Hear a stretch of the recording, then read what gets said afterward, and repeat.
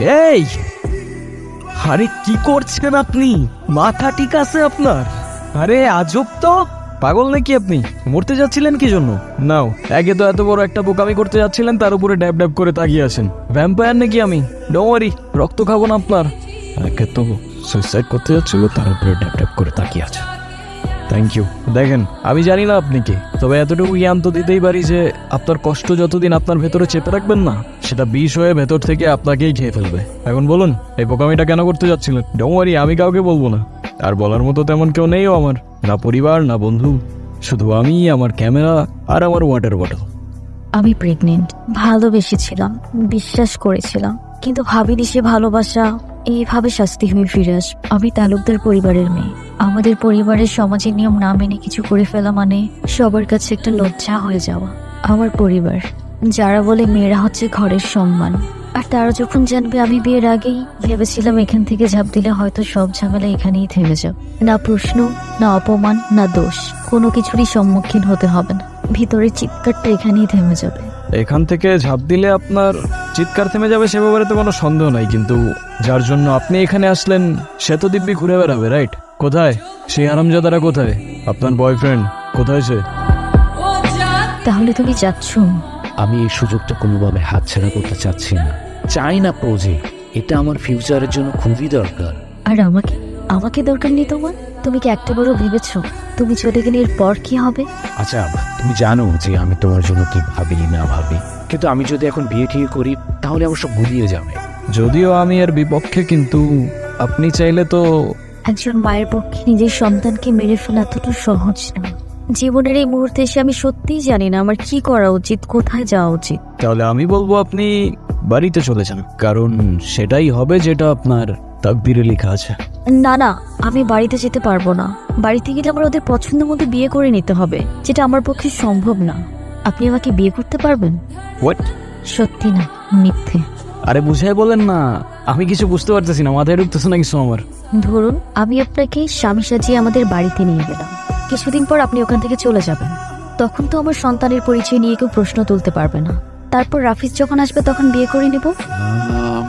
Sorry, আমি আসলে বুঝতে পারছি না আমি কি বলছি না বলছি। আপনি কেনই বা আমার জন্য এত কিছু করবেন? সরি। আচ্ছা চলেন, আপনার জন্য।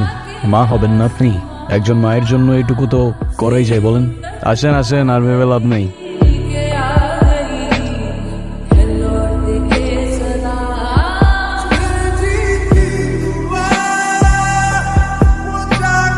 গানাজান, মামাজান, সবাই নিছেন, দেখ কেডা এসছে। কি হলো, তুমি এখনো যাও নাই? তোমাকে না বললাম ভেতরে যাও। আমি বাইকটা পার্ক করে। এই গুনগুন, ছেলেটা কে রে? মামা ও আতিফ, আমরা একে অপরকে ভালোবেসে বিয়ে করেছি।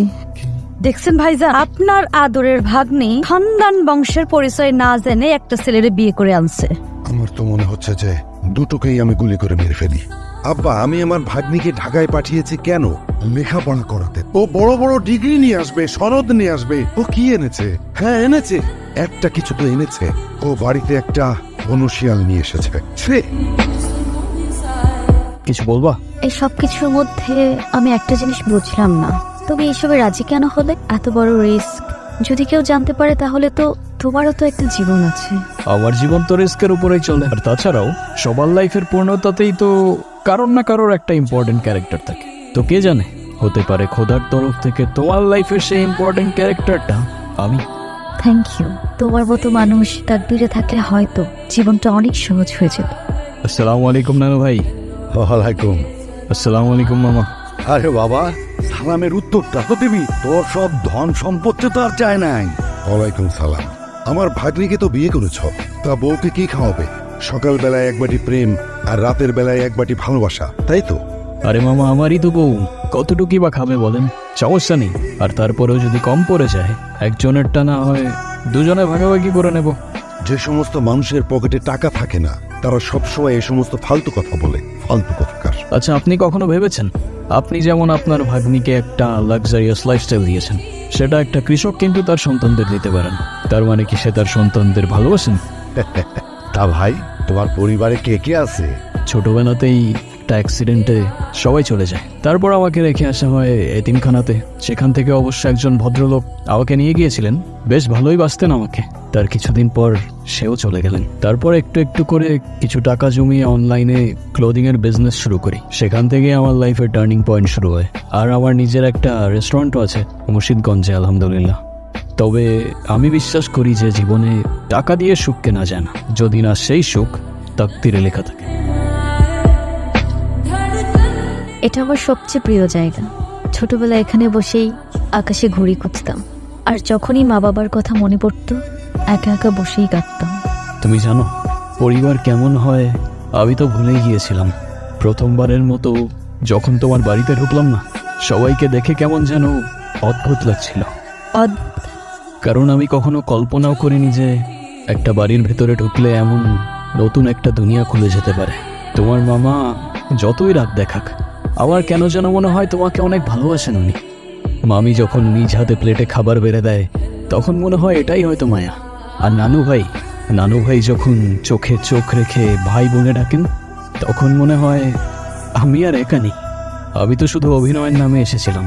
এখন অভিনয় করতে করতে যে আমি তোমার পরিবারের মায়ায় পড়ে যাব, সেটা আমি বুঝতে পারিনি। থ্যাংক ইউ গুনগুন। একটা ভয় আগুনের মতো করে আমার বুকের মধ্যে চেপে বসে আছে। এই আতিফ ছেলেটাকে আমি যত দেখছি ততই যেন মনে হচ্ছে ওর চোখে মুখে অনেক কথা আছে, কিন্তু কথাগুলো মুখ দিয়ে বলছে না। ভালো মানুষ চোখেই কথা বলে, মুখে বলে না। তুমি এখনো ঘুমাওনি? ঘুম আসছে না। মন খারাপ? এই অভিনয়গুলো দিন দিন আমার জন্য কঠিন হয়ে যাচ্ছে। তবে চাইলে এখনই সব শেষ করে দিতে পারো। এই মিথ্যে, এই বোঝা আর তোমাকে বইতে হবে না। এতে তোমার জন্যই ভালো। তোমার পরিবারের সামনে তোমার সম্মানটুকু তো আর আমি নষ্ট করতে পারবো না। এই পরিবার আমার পরিবারেরই মতো। এই ঘর, এই দেয়াল, এই পরিবারের মানুষগুলো সব আমি মনে মনে চাই। এখন সবই আছে, কিন্তু কিচ্ছু নেই। এই কে আপনি? কারে চাই? আমি রাফিজ, গুনগুনের বয়ফ্রেন্ড। ভয়েস রে। গুনগুন, কি হচ্ছে এসব? ছেলেটা কি বলছে এ সমস্ত? ও ঠিকই বলেছে, আমি গুনগুনের কিছুই না। আমাদের বিয়ে হয়নি, আর এতদিন যা ছিল তার পুরোটাই ড্রামা।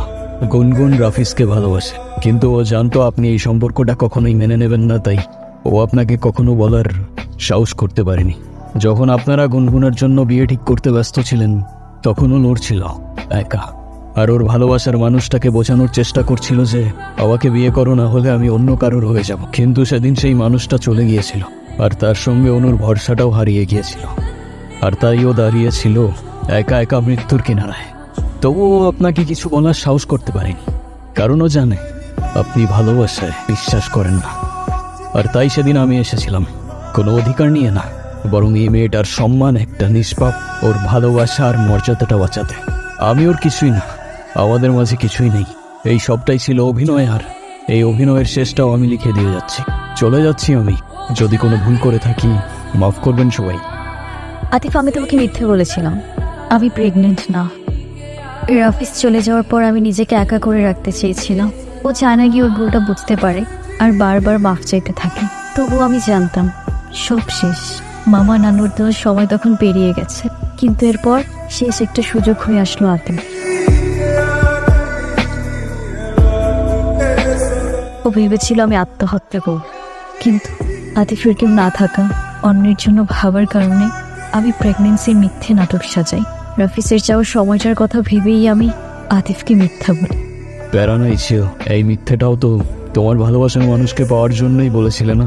তুমি তাকে পাওয়ার জন্য কোনো কিছুই আর বাদ রাখলে না বন্ধু, আর তাই হয়তো তোমার তাকদির আজ তাকে তোমার কাছে এনে দিয়েছে। ভালো থেকো। তাকদির কাগজে লেখা গল্প নয়, সময়ের কলমে আঁকা এক চুক্তি, যা বদলাতে চাইলেও নিজের চোখেই সেটা পড়তে হয়। পালালে ছায়ের মতো পিছনায়, আর মেনে নিলে শিকল খুলে আকাশ দেখায়। এই দুনিয়ায় কারো উপর মায়া চলে এলে তাকে আর কোনোদিন মন থেকে মুছে যায় না, তবে তার থেকে আঘাত এলে ভালোবাসার আড়ালে লুকিয়ে পড়া যায়।